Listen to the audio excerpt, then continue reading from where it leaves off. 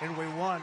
With your support, we will soon be taking the oath of office on the steps of the United States Capitol, and we're going to have a whole different country. As soon as I lift my hand from the Bible as your 47th president, I will seal the border, shut down the invasion of millions and millions of people coming into our country, and we will start an energy revolution. We have more than anybody else. We're going to resume that drilling. What they've done, you know, look, what they've done to this country is not even believable, what they've done, especially when you look at the border. Things like Afghanistan, it was a surrender. That was a pure surrender. Horrible. I believe the lowest moment in the history. But what they've done to this country in so many ways, we're no longer respected. We have a man that can't put two sentences together, and he's negotiating with President Xi of China, with Putin. He's negotiating. Our country has never been in this danger, I'll tell you right now. And I'm talking about World War III type danger. We have never, ever had a situation like this. And the only reason the stock market's high, because they think we're going to win the election. That's the only reason, because that will come crashing down if we don't. We will terminate every diversity, equity, and inclusion program across the entire federal government. And I will instruct the heads of ICE and Border Patrol to begin the largest deportation program in American history, because it's not sustainable. 3 years ago, we had the most secure border in U.S. history. We built 561 miles of border wall. Remember with Mexico, they did so much. Remember? Mexico gave us 28,000 soldiers free of charge. I said, you must give them to us. They said, no. I said, you have to give them to us. They said, no. I said, you will. Don't worry about it. You will. They said, no, we're not. And then they sent their top negotiator, good negotiator, very handsome guy, nice guy, beautiful. It looked like Cary Grant. But I said, we want 28,000 soldiers. He laughed at me. He said, oh, why would we do that? You're going to do it. I promise you're going to do it. No, we're not going to do it. Yes, you are. Then I said, also, we want catch and release in Mexico, not in the United States. You know, we have catch and release where we release them into the United States and nobody ever sees them again unless they murder somebody. So we catch and release. I said, I want it in Mexico. I want all of these things. I gave him a list of 10 things.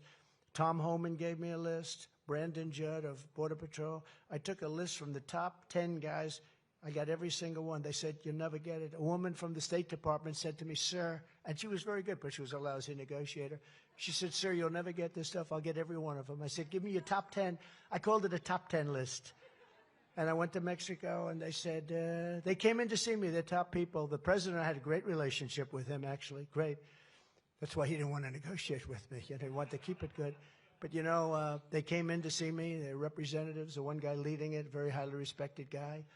And I said, no, you're going to have to give us these 10 things. And they said, he actually thought I was kidding.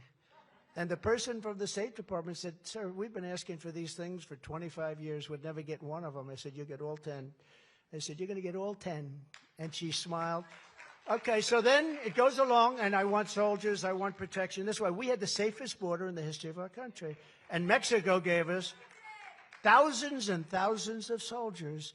And they're not as politically correct as our soldiers have to be. Like, ma'am, please don't cross the border.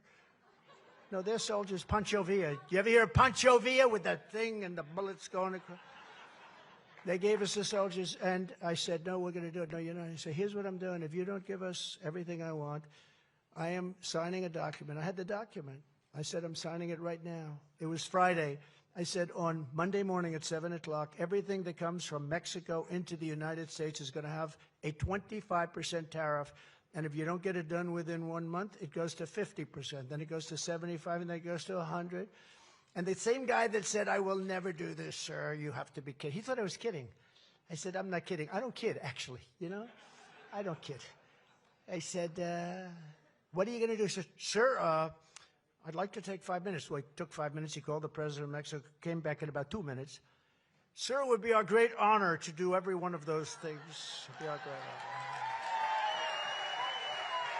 honor. It will be our great honor. So we have a policy, remain in Mexico. Now, how, you know, you don't have to be a total genius. Remain in Mexico. until you've added and everything. We had hundreds of thousands of people in Tijuana. This was not a lovely place at that point. This was not a good place to take the family for a little trip. It was rough stuff. But you know what? They weren't in our country. And we do it right. We had such a great system. If Biden, instead of going to the beach and destroying everything, if he went to the beach and did nothing, just slept, you know, he goes to the beach because one of his consultants thinks he looks good in a bathing suit, you know? And he has a hard time with the feet in the sand. And he has a harder time lifting that, you know, those chairs, they're like about 8 ounces, right? They're made so that a child can lift them up for a grandfather to sleep in. And he can't lift it. But Secret Service did the job. They're great. Under Biden, the USA has been turned into a dumping ground and a disrespected one. We have, if you think about it, people coming in from all parts of the world, from parts unknown, speaking languages that people here have never even heard, and they're being dumped into our country. They're coming in from mental institutions. They're coming in from jails and prisons. They're terrorists. And they're coming in at levels that nobody's ever seen before. Do you know, I think the fake news will agree with this. They had a post up about 2 weeks ago. They said, and I don't even believe this, it's too good to be true. In 2019, that's one of my years, they had no terrorists coming into our country. We had the terror ban. We had all the different things, right? We had no terrorists. It actually said 20, and you can go check it. You can check Deface the Nation on one of these shows. I think they put it up. Ladies and gentlemen, it's Donald Trump on Deface the Nation.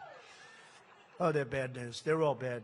They're all so bad. I don't even know why. Why do they want to have an open border? Why do they want to have high interest rates, high taxes, a bad military?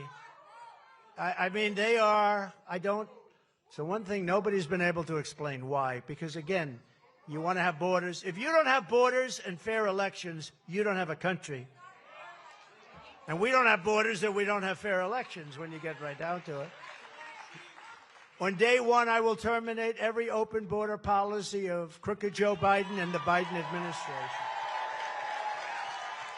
And to stop the deadly drugs that are poisoning our people, we are losing, in my opinion, 300,000, not 100, not 97. It's been 97 for years. It's 300,000, probably more than that. Right, Joe? I would say probably, these are front row Joes over here. They follow me all over the place. I can't get rid of them. I can't get rid of them. These are all front row Joes. They're fantastic. You must have a lot of money, no matter where I go. I say, it's front row Joes. You become quite famous, which is pretty cool, right? When you get right down. Thank you, everybody. Oh, North Carolina? We have North Carolina. We have a group of women. They've gone to 117 events. Beautiful women, married. I don't know if it could be successful because they've gone to 117 rallies. They were here last night. We had a big one in your arena. That was a great one, and this is a great one, except for all the people that have to stand outside. But I will deploy the U.S. Navy to impose a full fentanyl blockade on the waters of our region, because a lot of it comes in by ship. The drug cartels are waging war in America, and we will wage and destroy. We will wage war on the drug cartels. They're going to have... They don't want this. They don't want this. We did so well. We did so well with them, but now they make more money probably than almost anybody in our country. They're making more money than the richest people that you read about, including me.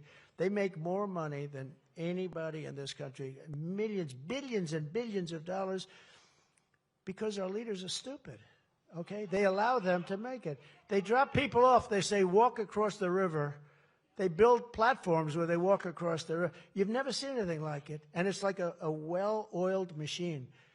And it just doesn't make sense. Who could want this? Who could allow this to happen to our beautiful country? And I'll use Title 42 as I did. We had Title 42 to end the child trafficking crisis by returning all trafficked children to their families in their home countries immediately. Nikki Haley, globalist, will never secure the border or stop the fentanyl that is killing thousands of New Hampshire citizens. And you know that. Nikki opposed my border wall. You know, she fought me on the border wall. I said, what the hell is that woman doing? She fought me on the border wall. We'll have to figure that one out. She condemned my strong border policy. She didn't want to have the strong. You know, there are a group of people that actually think open borders are okay. Those people, they're generally not very smart. Yeah, they're Democrats. They're definitely not Republicans. And then she stabbed the Republican Party in the back by siding with Barack Hussein Obama against the Trump travel ban. I have